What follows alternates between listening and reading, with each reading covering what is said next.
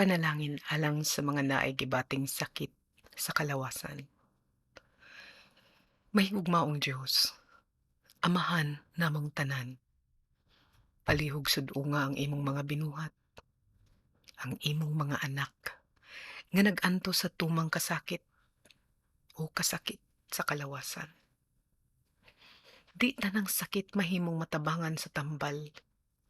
Busa, pudangop ako kanimo karon, aron bendisyonan mo ang matag usa ug ang tanan nga adunay gibating pisikal nga sakit, gikan sa ulo hantod sa lapalapa.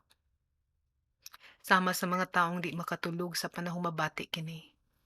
Sa ubang mga igsuon nga maglisod og paglihok ug paglakaw, maglisod og pagkaon, maglisod sa tanang ginbuhaton tungod sa kasakit, sa mga hubag-hubag nga nahitubo kanila. Ginoo, sa uban pa nga naundang ang pagpanarbaho tungod sa maong giantos nga sakit, kaluyan mo sila.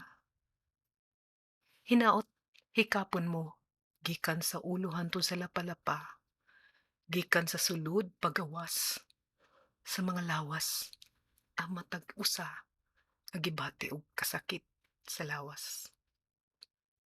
Hatagi kini og alibyo, Amahan. O kaha hatagi kini og hingpit nga kaayuhan, kay walay imposible ana kanimo.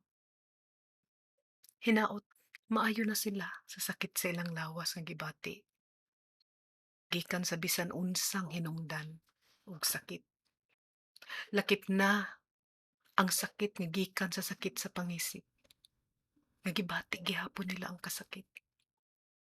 Maluoy ka, Amahan. Hinaot, dunggon mo kining pag-ampo. Amen.